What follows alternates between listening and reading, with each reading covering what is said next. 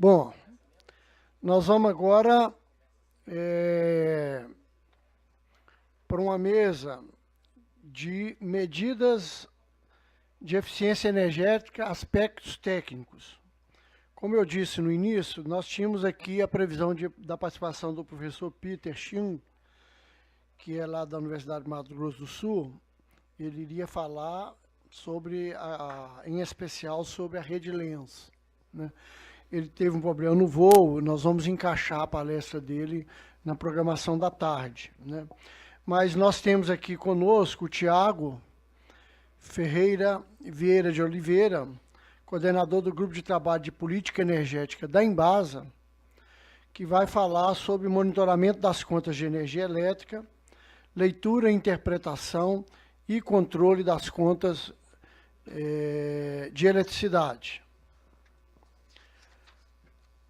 O Tiago, ele é engenheiro mecânico, formado pela Universidade Federal da Bahia, pós-graduado em gestão de negócios e energia elétrica pela FIA, da USP, possui ainda formação complementar nas áreas de mercado livre de energia, viabilidade econômica de projetos de energia elétrica e microgeração distribuída fotovoltaica. Atualmente, ele coordena o Grupo de Trabalho de Política Energética da Embasa. Só para citar, à tarde ele volta para fazer uma outra apresentação para a gente sobre essa questão do mercado livre. Tiago, por favor, fique à vontade. Microfone.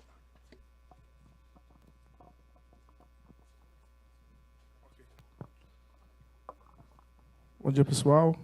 Queria primeiramente agradecer em nome da Embasa o convite para participar desse evento e também agradecer pessoalmente pela missão que me foi conferida. Então, a gente vai mostrar aqui alguns trabalhos que foram desenvolvidos ao longo dos últimos anos dentro da Embasa, não necessariamente na eficiência energética, né, no processo de consumo de energia, mas sim no monitoramento das contas, porque uma análise minuciosa se detectou uma série de cobranças indevidas, uma série de processos não convencionais por parte da distribuidora que estava trazendo prejuízo para a Embasa. Então, nós vamos mostrar aqui mais ou menos o que foi feito, um sistema desenvolvido internamente, onde consegue captar esses problemas e os resultados que esse programa já trouxe para a Embasa. Eu estou no departamento de eficiência energética da Embasa, é um departamento e tem um grupo de trabalho no qual eu coordeno. É uma empresa que está presente em 366 municípios da Bahia. É um estado que tem 417 municípios, praticamente todo o estado.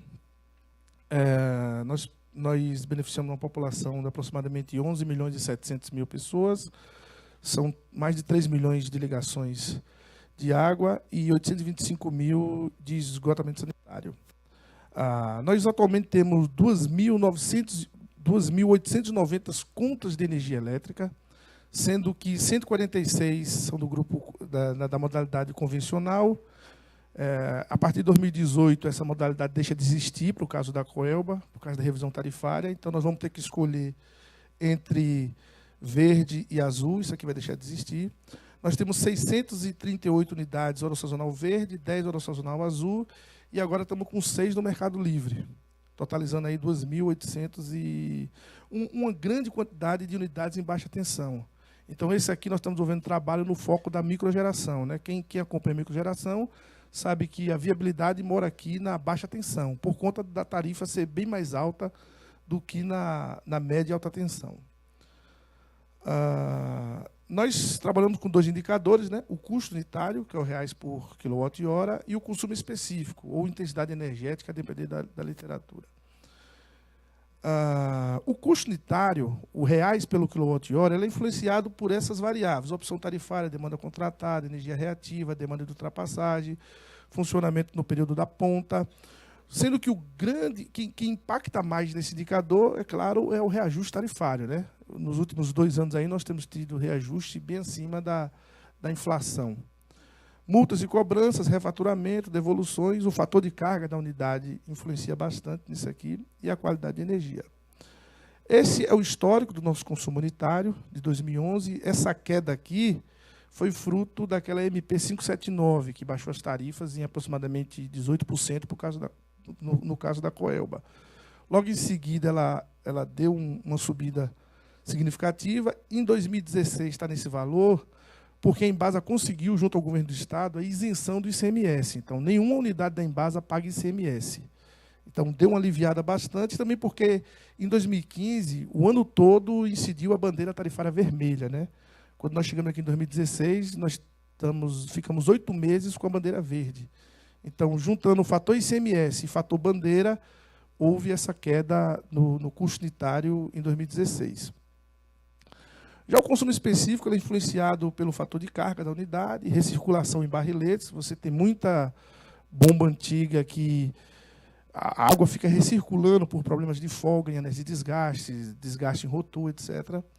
E isso compromete o rendimento dos conjuntos motor-bomba. Temos unidades também com estrangulamento em válvula, no caso a solução é inversor de frequência.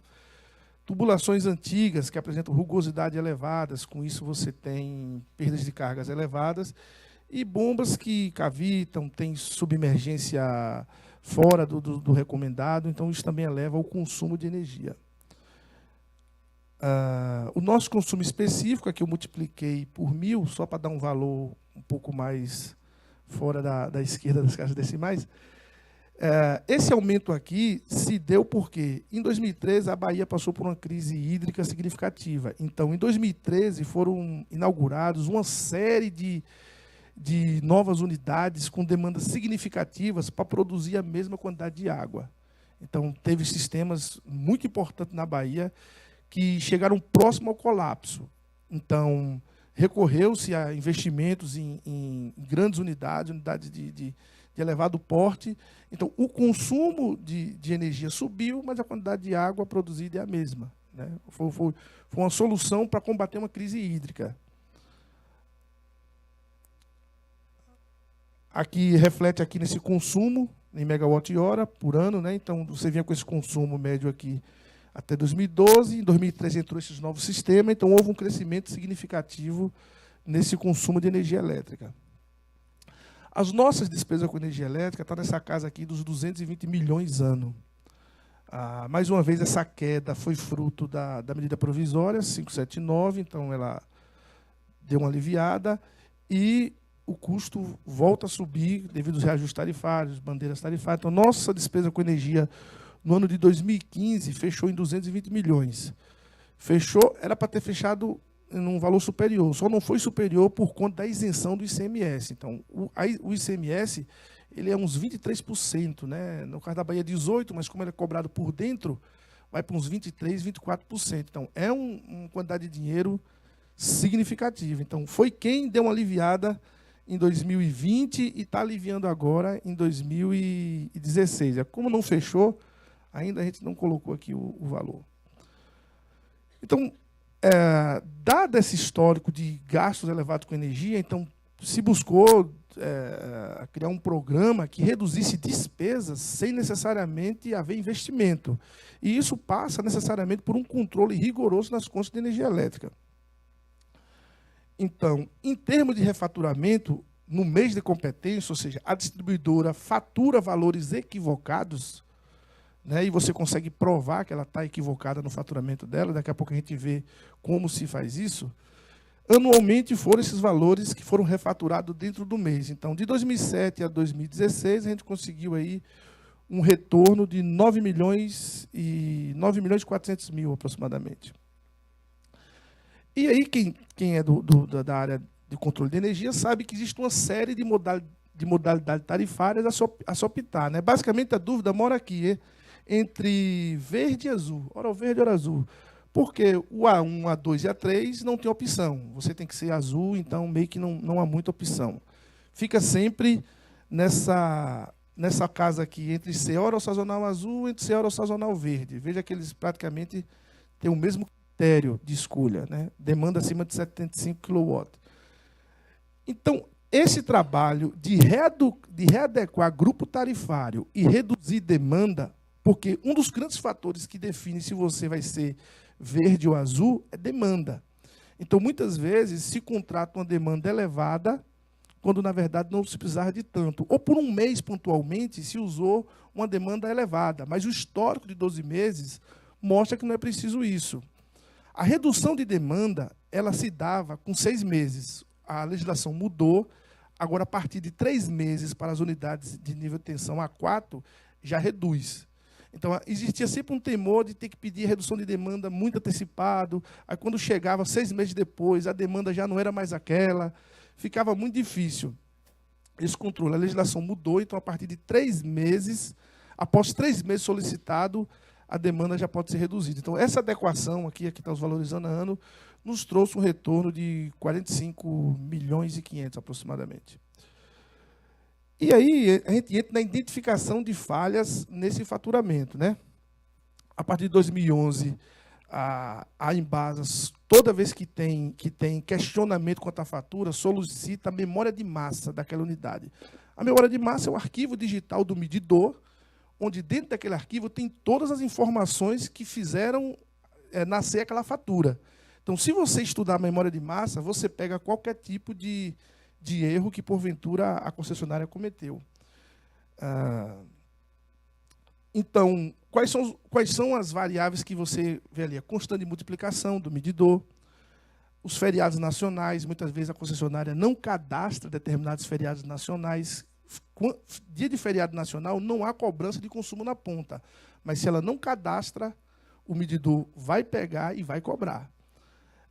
Número do medidor, né? Segmentos horários, tem um caso emblemático aqui, um exemplo aqui, onde a lei, até certo tempo, nos facultava a escolha do horário de ponta. Só que a gente escolhia um valor e a concessionária cadastrava outro. Você operava achando que estava fora da ponta, mas, na verdade, estava na ponta. E alterações realizadas. Toda alteração que a distribuidora faz no medidor, a memória de massa capta. Então, se você tem acesso à memória de massa, e ela é obrigada, tá? A lei obriga ela a fornecer. Tem um custo, R$1 e alguma coisa, por cada memória de massa solicitada, mas o retorno compensa. Então, foi desenvolvido esse sistema aqui, ele chama Apollo, Gestão de Consumo de Energia. É um sistema, a legislação também dá direito às unidades consumidoras. Todas as faturas que a Coelba, no caso a nossa concessionária, gera, ela é importada digitalmente para esse sistema. Esse sistema tem uma funcionalidade chamada análise de impedimento. Toda fatura que entra nesse sistema, fora de alguns critérios estabelecidos, o sistema barra, não deixa pagar. Então, por exemplo, se entrar uma fatura com consumo acima da média, o sistema não libera. Se tiver cobrança de reativo excedente, não libera. Todos esses itens aqui, o sistema deixa bloqueado o pagamento. Então, o nosso setor e as unidades regionais passam a analisar conta por conta se isso é devido ou não. Né? Então, por exemplo, aqui, loja de atendimento, qual é a ocorrência? Consumo médio acima da média. Pode ter acontecido? Pode. Pode ter acontecido. Porém, se está acima da média, a gente vai verificar se de fato houve esse consumo. Através de quê? Memória de massa. Se você pega a memória de massa, você tem acesso minuto a minuto do consumo daquela unidade. Então, todos esses itens são impedimento. Essas faturas não serão liberadas enquanto alguém não chegar lá e liberar. E para esse alguém liberar, ele tem que verificar item a item e liberar esse sistema ou não. Então, esses aqui são digamos, os critérios para impedimento de liberação de fatura.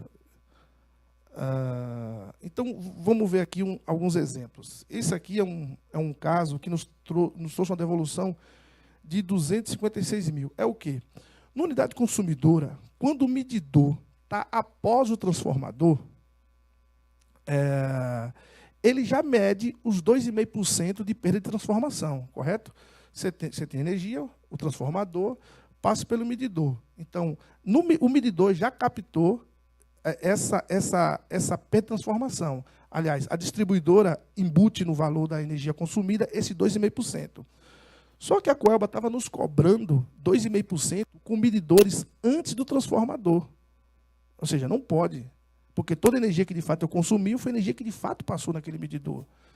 Detectamos isso, ela teve que nos, é uma unidade que tem um custo mensal de 100 mil, a Coelba teve que nos devolver 256 mil. Eu não sei precisar esse montante referente a quanto tempo foi, mas é que vocês vão ver que a legislação, a 414, ela diz que toda cobrança indevida da concessionária deve ser ressarcida em dobro. Então, se você detectar uma cobrança errada da concessionária, ela tem que devolver em dobro para o consumidor. Aqui é a segunda maior cidade do estado da Bahia. Então, nós temos essas 12 instalações que têm um custo mensal de R$600 mil. E aquela coisa, nós tínhamos definido que o horário de ponta era das 5h30 às 20h30. Só que a Coelba chegou no medidor e colocou das 18 às 21. 17h30 a gente parava, achando que ia começar o horário de ponta. E voltávamos de 20h30. Aí ela, todo dia ela comia 30 minutos. Falar? Hã? Meia hora. Meia hora diariamente. Então, no acumulados, ela teve que nos devolver R$1.789.000. Feriados nacionais não cadastrados. Então, por algum motivo, a concessionária não cadastrou determinado feriado. Então, cobrava-se... a gente passa para a operação sempre quais são os feriados nacionais, para a operação poder programar a sua operação. Então, vamos, sei lá, 2 de novembro, por exemplo, a operação resolve operar na ponta, achando que não paga mais, e vem a cobrança indevida. Aqui também um caso que a distribuidora troca o medidor. Por exemplo, você tinha um medidor funcionando até o dia 10. Aí ela foi e trocou o medidor dia 10. Ela cobrou as duas vezes, uns 10 dias que o medidor antigo pegou, cobrou os 20 dias do medidor novo e ainda aplicou mais 10 dias em cima do consumidor novo. Então, isso aqui também trouxe essa redução. E aqui é a parte da 414 que diz isso, né? Na hipótese da distribuidora efetivar cobranças indevidas sem uma justificativa plausível, esse valor tem que ser devolvido em dobro ao consumidor. Claro, até você conseguir isso, fica aquele negócio. É justificável. Não, foi por causa disso. Cabe ao consumidor aceitar ou não. E aqui também tem o seguinte, quando você vai fazer uma obra, aquelas obras de 2013 que eu citei, que elevou o nosso consumo de energia elétrica, foi referente a esses sistemas. São sistemas grandes, então, como você tinha que fazer investimentos, o investimento na energização qualquer, existe participação da concessionária, existe participação do cliente, a resolução diz isso. Então, quem faz o orçamento? Quem faz o orçamento é a própria concessionária. Aí manda para você o orçamento dizendo qual é a parte dela e qual é a sua parte. A gente aí contratamos uma consultoria externa, porque isso aqui é um assunto um tanto mais complexo. Então, todo orçamento da Coelba que vem com participação financeira nossa, a gente repassa para essa consultoria e a consultoria faz esse recálculo. É importante dizer que o cálculo da participação do consumidor está definido na norma. Na norma diz, fórmula por fórmula, item por item, como se calcula a sua participação. Então, se detectou que nessas obras a Coelba tinha supervalorizado a nossa participação em R$8.042.000. Então, a junção dessas três ações, refaturamento de contas, avaliação de orçamento, mudança de opção do grupo tarifário, identificação de cobrança devida, trouxe para a gente, aí, ao longo desses anos, R$74.200.000. É isso aí, eu agradeço e fico à disposição.